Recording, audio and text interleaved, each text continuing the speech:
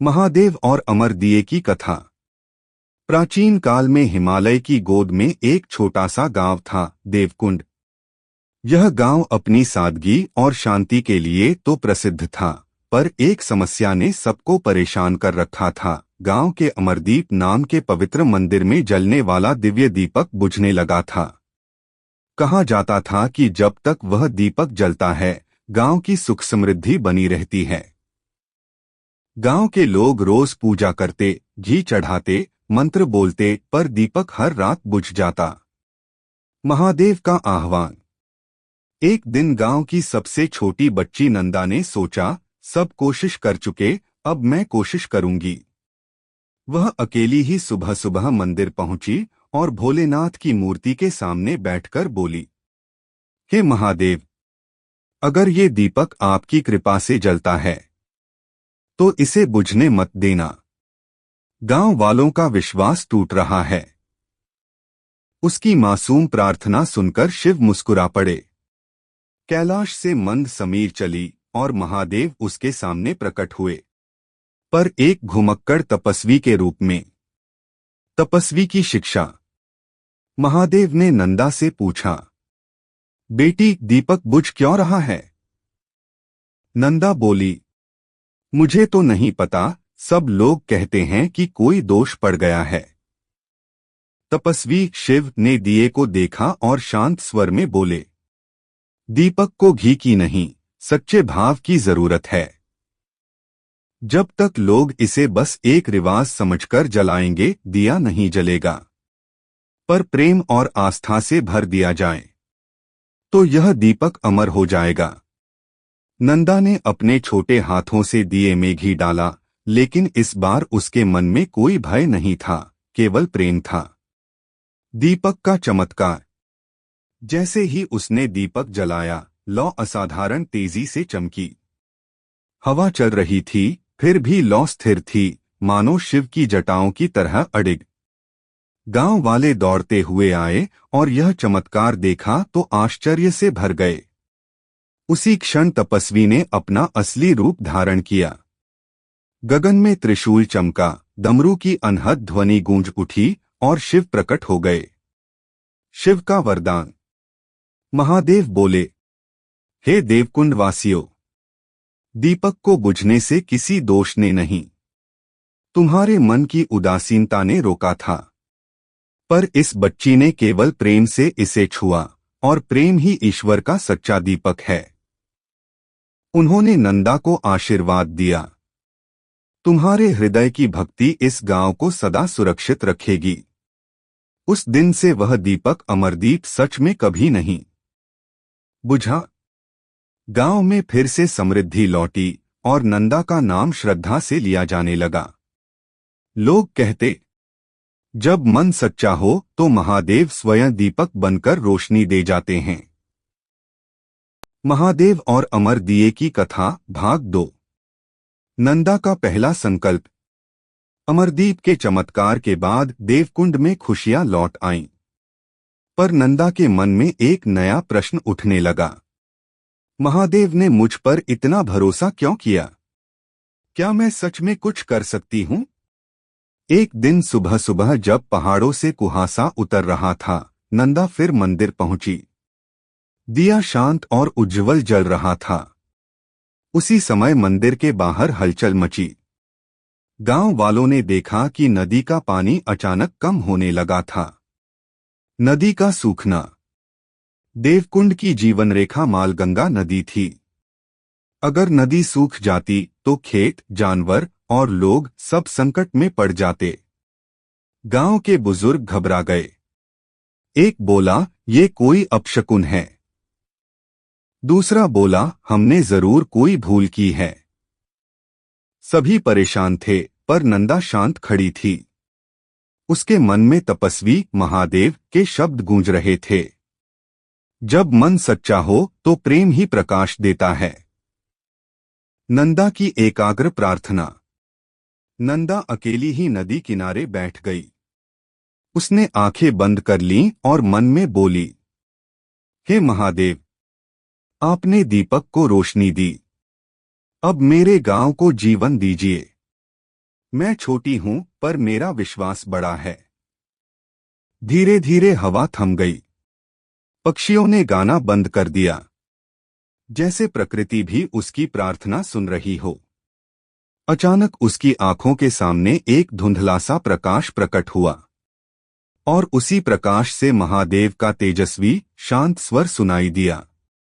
बेटी नंदा, नदी इसलिए नहीं सूख रही कि कोई दोष हुआ है।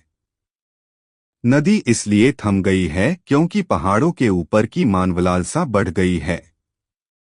किसी ने उसके मार्ग को रोक दिया है। नंदा चौंक गई। तब मैं क्या करूं भोलेनाथ? महादेव ने कहा, संकल्प लो। जहां मनुष्य लोभ करे वहां तुम प्रेम का मार्ग बनो। सत्य जानने के लिए पर्वत की ओर जाओ। और शिव का प्रकाश धीरे धीरे विलीन हो गया। नंदा की यात्रा शुरू। अब नंदा अकेली नहीं थी। उसके साथ था महादेव का आशीर्वाद। वह दृढ़ निश्चय के साथ पहाड़ की ओर चल पड़ी। गांव वाले उसे रोकते रहे। रात हो जाएगी। पहाड़ पर जंगली जानवर होते हैं। पर नंदा ने बस इतना कहा, नदी हमारी माँ है। अगर माँ खतरे में है तो बेटी को डर नहीं देखना चाहिए। छोटे छोटे कदमों से वह पर्वत की ऊंचाइयों की ओर बढ़ने लगी। सूरज ढल रहा था और उसकी यात्रा बस अभी शुरू हुई थी। यही से असली कथा आरंभ होती है।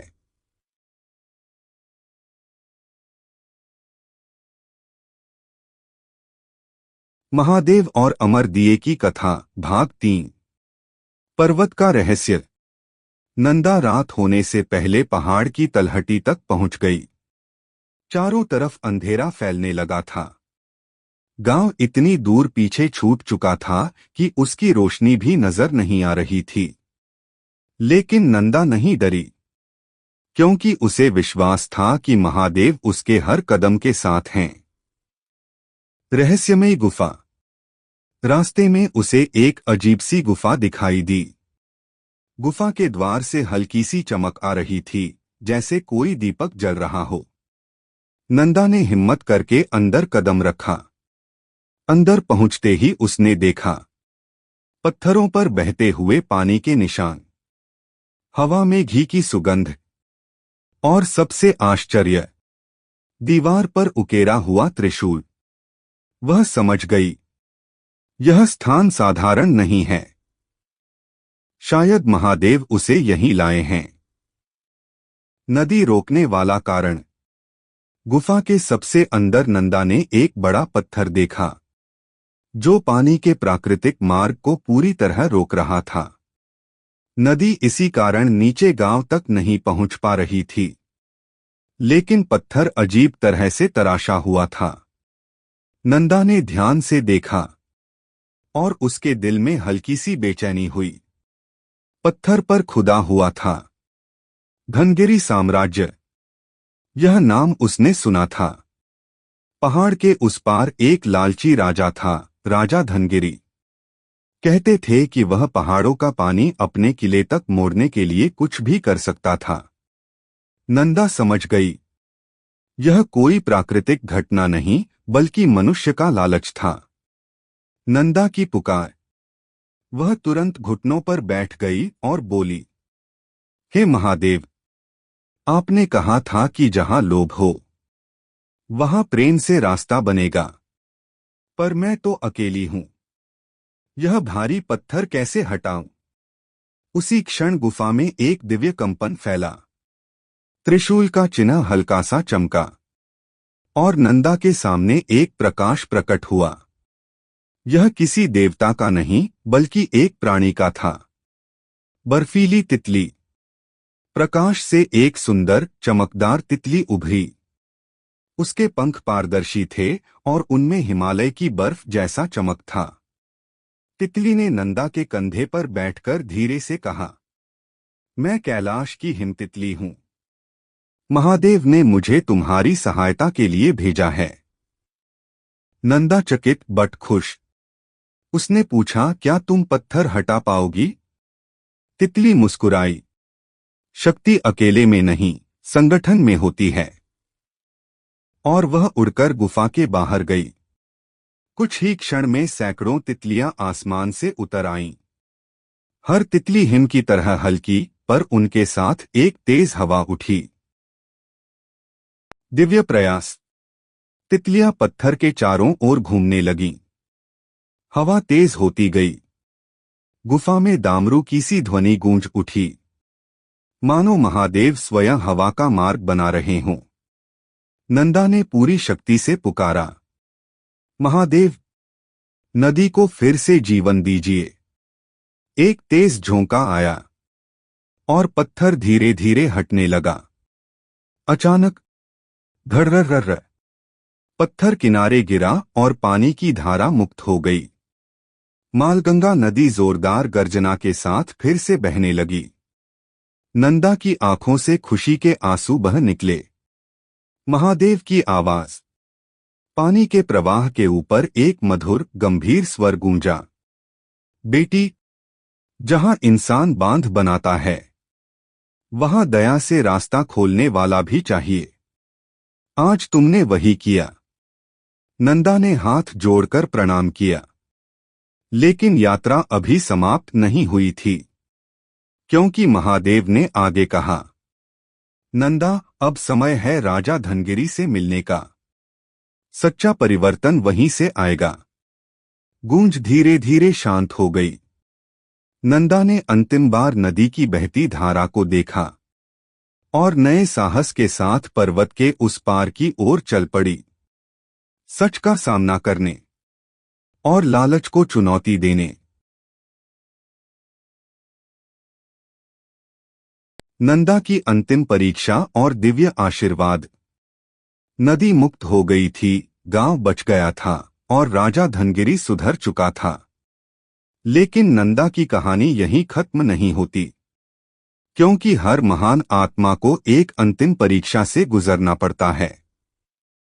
काली रात का आगमन। देवकुंड में उस रात अजीब सी खामोशी थी।